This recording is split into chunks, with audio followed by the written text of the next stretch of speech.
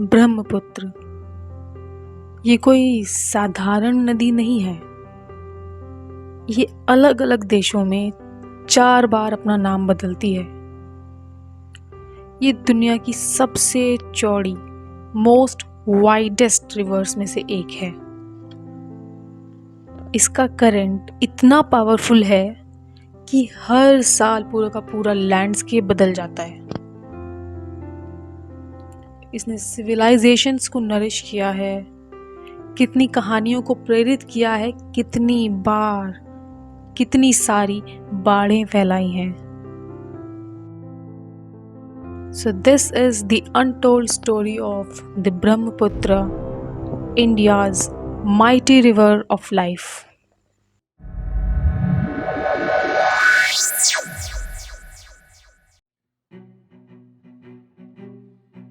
तो ब्रह्मपुत्र की यात्रा शुरू होती है हिमालय की ऊंची ऊंची चोटियों से। हिमालय का कुछ हिस्सा जो तिब्बत के हिस्से में आता है, वहाँ एक ग्लेशियर है, चेमयांगदुंग।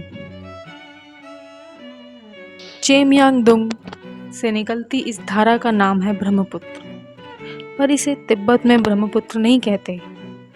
तिब्बत में इसे यारलुंग त्सांगपो के नाम से जाना जाता है। गहरी गहरी घाटियों से होकर बहते हुए यह अरुणाचल प्रदेश से भारत में प्रवेश करती है।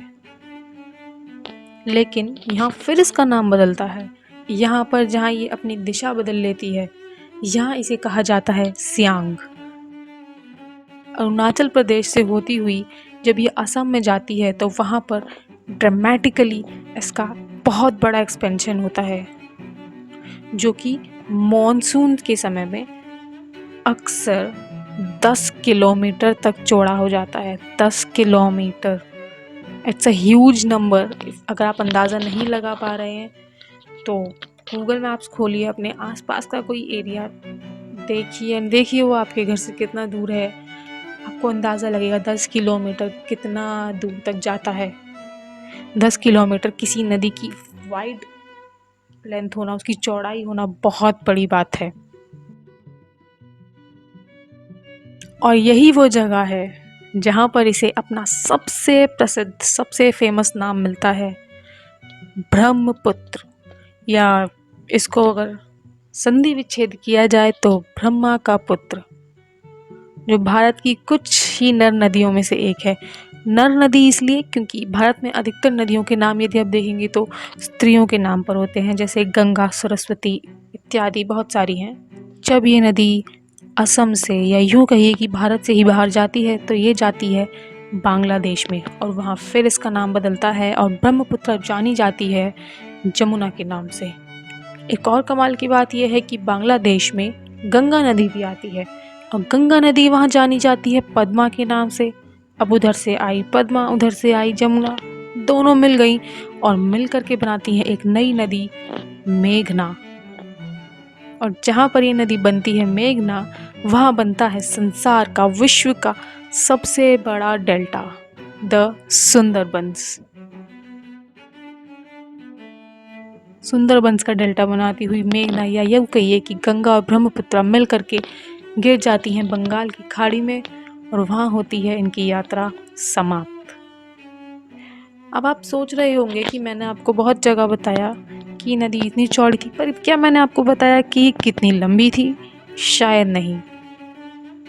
तो तिब्बत से लेकर के बंगाल की खाड़ी तक जाने तक की जो यात्रा थी ब्रह्मपुत्र की, वो थी 2900 किलोमीटर लंबी, जिसमें कि इसने 3 देश घूमे, तिब्बत, भारत और बांग्लादेश। इन तीनों ही देशों को जोड़ती हुई ये अमूल्य जीवन रेखा जा गिरती है बंगाल की खाड़ी में। और ब्रह्मपुत्र सिर्फ एक नदी नहीं है, यह एक पवित्र जीवन रेखा है। हिंदू पौराणिक कथाओं में इसे सृष्टिकर्ता ब्रह्मा का पुत्र माना जाता है। प्राचीन ग्रंथों में इसे शक्ति और पवित्रता की नदी बताया गया है। असम के लोगों के लिए यह जीवन के हर पहलू से जुड़ी हुई है।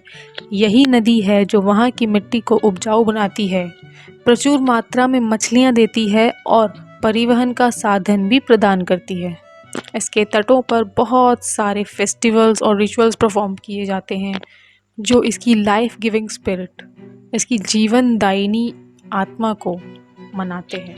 अगर हम इतिहास को खंगालने लगे तो इसके तटों पर, इसके शोर्स पर बहुत सारी किंगडम्स बनी और टूटी। सदियों तक असम पर अहोम साम्राज्य का शासन रहा, जो कि पूरी तरह से कृषि और रक्षा, एग्रीकल्चर और डिफेंस के लिए पूरी तरह से ब्रह्मपुत्र पर ही निर्भर थे। आज भी ब्रह्मपुत्र के जल में बुटबुटी नाम की ट्रेडिशनल बोट्स तैरती हैं, जो कि इसके गांव को और कस्बों को आपस में जोड़ती हैं, जो इसके अलग अलग तटों पर बने हुए हैं। ब्रह्मपुत्र अर्थ की सबसे ज़्यादा फैसिनेटिंग रिवर्स में से एक है। ज़्यादातर नदियों के अपोजिट ये ब्रेडेड है, या हिंदी में कहें तो गुच्छित है। मतलब ये बहुत सारे चैनल्स में स्प्लिट होकर के बहुत सारे छोटे छोटे आइलैंड्स बनाती है, जिसमें से कि एक है मजूली आइलैंड। मजूली आइलैंड दुनिया का सबसे बड़ा रिवर आइलैंड है, जो हमारी ब्रह्मपुत्र के अंदर है। प्रकृति की तरह यह नदी भी दाता भी है और विध्वंसक भी, both a giver and a destroyer. हर साल ये बहुत सारा फर्टाइल सिल्ट लेकर आती है, जिससे असम के राइस फील्ड्स और टी गार्डन्स नरिश होते हैं। लेकिन उसी सिल्ट से कई बार बहुत सारी डिवेस्टेटिंग, बहुत डिस्ट्रक्टिव फ्लड्स भी आती हैं, बाढ़ आती हैं, जिससे बहुत बार ये नदी एक तो अपना कोर्स चेंज कर लेती है और इससे कई लोगों के घर विस्थापित होते हैं और बहुत विनाश होता है। इसी सब के साथ साथ ब्रह्मपुत्र में बहुत सारी बायोडाइवर्सिटी भी है, जैसे कि endangered Gangetic river dolphin, Ganga नदी की डॉल्फिन इसके पानी में तैरती है। और साथ ही काजीरंगा नेशनल पार्क, जो कि अपने एक सींग वाले गेंडे के लिए बहुत फेमस है, वो भी इसी के फ्लड प्लेन्स में फलता फूलता है। ब्रह्मपुत्र सिर्फ एक नदी नहीं है, ये एक पूरा का पूरा इकोसिस्टम है।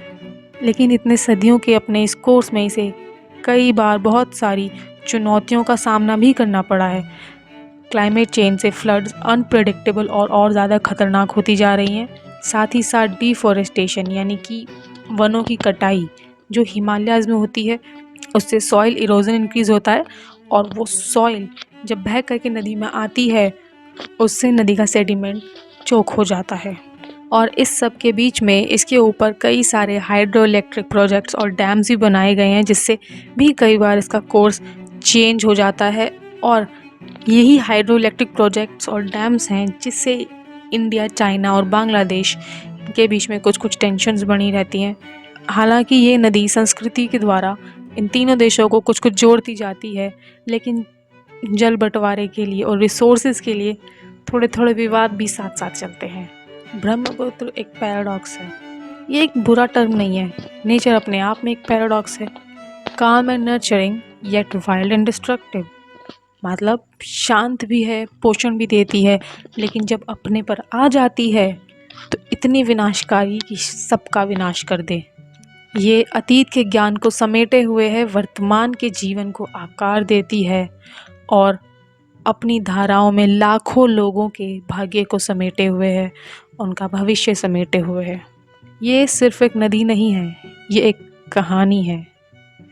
Yes, it is not just a river, it is a story of resilience, culture and survival. This is the Brahmaputra, India's mighty river of life. फिर मिलेंगे आपसे अगली वीडियो में, तब तक के लिए जय हिंद, जय भारत।